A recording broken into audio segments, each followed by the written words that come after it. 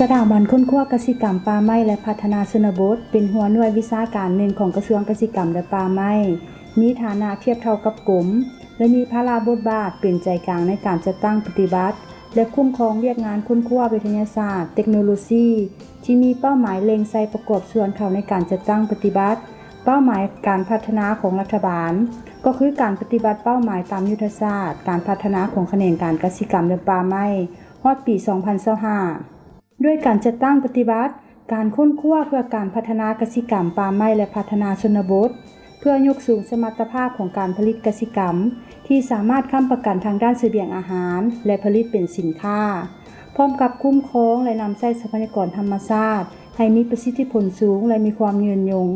สถาบันค้นคว้ากสิกรรมป่าไม้และพัฒนาชนบทสร้างตั้งขึ้นในวันที่19เมษายนปี 1999ปัจจุบันประกอบมี1แผนก13ศูนย์สถาบันนาฟรีวิทยาศาสตร์หลากความสามารถเพื่อประกอบส่วนให้บรรลุ4เป้าหมายยุทธศาสตร์ของการพัฒนากสิกรรม 2025-2030 และยุทธศาสตร์ป่าไม้ปี 2030 ฉะนั้นสถาบันค้นคว้ากสิกรรมป่าไม้และพัฒนาชนบทได้กำหนดยุทธศาสตร์การค้นคว้ากสิกรรมป่าไม้ฮอดปี 2025 วิสัยทัศน์ฮอดปี 2030 ซึ่งประกอบด้วย4แผนงานการค้นคว้าและ2แผนงานสนับสนุนคือ 1. แผนงานการค้นคว้าเพื่อการคุ้มครองและนำใช้ชีวนานาพันธุ์กสิกรรมและป่าไม้ให้ยืนยงเพื่อสำรวจศึกษายั่งยืนอนุรักษ์รักษาและนำใช้แนวพันธุ์สัตว์พื้นเมืองเต้าโฮมและอนุรักษ์เชื้อพันธุ์พืชจากภายในและต่างประเทศนำใช้เป็นฐานพันธุกรรมเพื่อปรับปรุงแนวพันธุ์ใหม่ 2. แผนงานการค้นคว้าด้านแนวพันธุ์และเทคนิคเพื่อยกสูงสมรรถภาพเพื่อเพิ่มพูนผลผลิตและลดทอนต้นทุนการผลิตเพื่อค้ำประกันเสบียงอาหารและเป็นสินค้า 3. แผนงานการค้นคว้ากสิกรรมและป่าไม้เพื่อการปรับตัวต่อการเปลี่ยนแปลงดินฟ้าอากาศเพื่อช่วยให้ชาวเกษตรกรสามารถจัดการกับความเสี่ยงที่คาดว่าจะเกิดการเปลี่ยนแปลงของสภาพดินฟ้าอากาศในปัจจุบันและอนาคต 4. แผนงานการค้นคว้าเศรษฐกิจและการพัฒนาชนบทซึ่งเป็นเวียกงานหนึ่งที่ต้องได้ศึกษาค้นคว้านโยบาย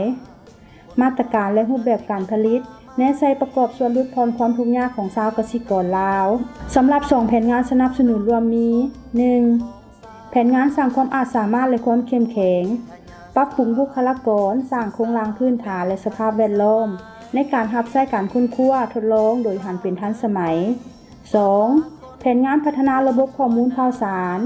เพื่อบริการในการเข้าถึงข้อมูลที่เป็นความรู้ทางด้านเทคนิคโดยการเต้าโฮมสั่งรวมคุ้มครองและเผยแพร่ข้อมูลที่เป็นความรู้ให้แก่สังคมบ้านนาฟรีคนคว้านำแนวพันธุ์มาเพิ่มผลผลิตแบบทันสมัยสามารถอนุรักษ์และเก็บรักษาแนวพันธุ์ข้าวพื้นเมืองข้าวฟ่างสาลีอนุรักษ์แนวพันธุ์พืชผักไว้ในสางเย็นจำนวนหลายมีการแลกเปลี่ยนพันธุกรรมระหว่างธนาคารเสื้อพันธุ์แห่งชาติลาวและธนาคารเสื้อพันธุ์แห่งชาติญี่ปุ่นสถาบันค้นคว้าข้าวสากลนอกนั้นยังได้รักษาอนุรักษ์ชนิดพันธุ์ไม้พื้นเมืองลาวและปกปักรักษาแกนพันธุ์ไม้สำรวจชนิดพันธุ์ไม้ที่เป็นการฆ่าเครื่องป่าของดงและเป็นยาพื้นเมืองท่อนโฮมแนวพันธุ์ป่าพื้นเมืองและยังได้ศึกษาพันธุกรรมไก่พื้นเมืองเพื่อคัดเลือกลักษณะเฉพาะแต่ละสายพันธุ์ด้านแนวพันธุ์ข้าวอันพ้นเรียนเมนค้นคว้าแนวพันธุ์ข้าวได้4แนวพันธุ์คือข้าวหอมทาดอกคำ8หอมทาดอกคำ15หอมทาดอกคำ16และหอมเสบังไฟ4แนวพันธุ์ดังกล่าวแมนมีคุณภาพดีและพิเศษในนี้มันสามารถปรับตัวต่อการเปลี่ยนแปลงดินฟ้าอากาศของบ้านเฮาโดยเฉพาะในการทนทานต่อเขตน้ำท่วมและแห้งแล้งที่ติดต่อกันเป็นเวลายาวนานในนี้แนวพันธุ์ข้าวหอมทาดอกคำ8และข้าวหอมสวรรค์เป็นแนวพันธุ์ในการผลิตข้าวเพื่อส่งออกไปสป.จีนสามารถคัดเลือกได้แนวพันธุ์สาลีสำหรับเลี้ยงสัตว์ที่แท้เหมาะและให้ผลผลิตสูงทนทานต่อบ้งแมงได้2แนวพันธุ์สาลีข้าวเหนียว1แนวพันธุ์และสาลีหวาน1แนวพันธุ์การค้นคว้าพืชเศรษฐกิจเป็นต้นมันพืชตระกูลถั่วมันต้นเพื่อส่งเสริมการผลิตเป็นสินค้าของประชาชนแนวพันธุ์พืชพักแม่นค้นคว้าได้แนวพันธุ์มักเล่นน้อยใหม่1แนวพันธุ์และได้ขึ้นทะเบียนเป็นพันธุ์ส่งเสริมการผลิตเป็นสินค้าของประชาชนแนวพันธุ์กาแฟคัดเลือกสายพันธุ์ดีเด่นได้3สายพันธุ์แนวพันธุ์ป่าที่สามารถจดทะเบียนเป็นแนวพันธุ์ส่งเสริมได้2แนวพันธุ์คือ แนวพันธุ์ปลาเข็งและปลาช่วยบักไม้ยกสมรรถภาพการผลิตของงัวพื้นเมืองลาวโดยการนำใช้เทคนิคผสมพันธุ์เทียมและสร้างนักผสมพันธุ์เทียมเพื่อผลิตและขยายแนวพันธุ์งัวลูกผสมค้นคว้าและสร้างแนวพันธุ์ไก่ลูกผสมพื้นเมืองสายพันธุ์ใหม่เพื่อให้ได้แนวพันธุ์ไก่พื้นเมืองที่ให้ไข่หลายและยังได้ร่วมกับชาวเกษตรกรผลิตพืชอาหารสัตว์การค้นคว้าวิจัยยางพารามีการวิจัยซอกหาบรรดาค่าดัชนีต่างๆในการยั่งยืนคุณภาพและมาตรฐานยางพาราลาว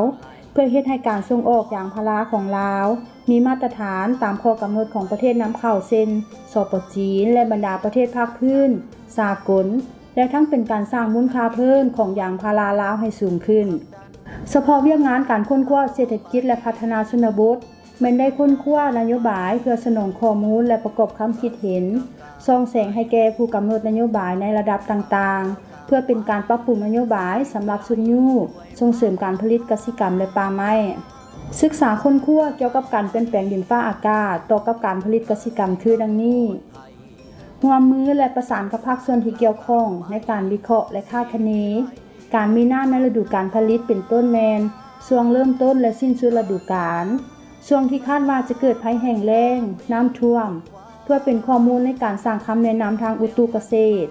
พร้อมทั้งสร้างแผนที่เพื่อกำหนดเขตพื้นที่ที่มีความเสี่ยงต่อการแห้งแล้งน้ำท่วมแผนที่คาดคะเนปริมาณน้ำฝนในฤดูกาลสร้างปฏิทินการปลูกพืชแต่ละชนิดให้ถึกช่วงเวลาฤดูกาลผลิตที่เหมาะสมกับการเปลี่ยนแปลงดินฟ้าอากาศได้สร้างบรรดาสื่อสิ่งพิมพ์และเครื่องมือในการสื่อสารเพื่อถ่ายทอดเทคนิคและเผยแพร่การค้นคว้าให้สังคมได้นำใช้หลายอย่างเช่นผลิตวารสารการค้นคว้ากสิกรรมหรือจดหมายข่าววิดีโอเทคนิคที่เผยแพร่ทาง YouTube และผลิตคู่มือวิชาการแผ่นโปสเตอร์ตลอดฮอดการพัฒนาระบบโปรแกรม IT ช่วยในการจัดการข้อมูลให้เป็นระบบ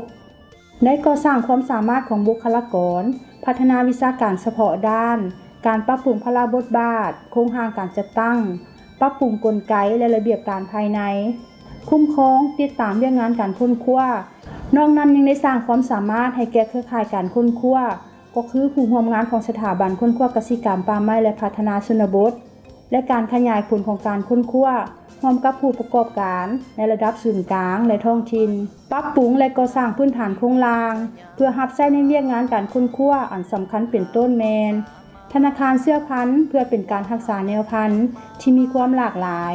การวิจัยสารเคมีตกค้างในผลิตภัณฑ์กสิกรรมและวิเคราะห์ธาตุอาหารของผลิตภัณฑ์พักและไม้ไหหมากเครื่องการติดตามการฟักไข่ป่าเพื่อติดตามประสิทธิภาพของการแตกไข่เรียกงานการร่วมมือสถาบันค้นคว้ากสิกรรมป่าไม้และพัฒนาชนบทได้มีการร่วมมือกับสถาบันองค์กรต่างๆเครือข่ายทั้งภายในและภาคพื้นและองค์การจัดตั้งสากลหลายกว่า20องค์การที่มีโครงการศึกษาค้นคว้าร่วมกันกสิกรรมเดินหน้าพัฒนาศาสตร์เราก้าวไป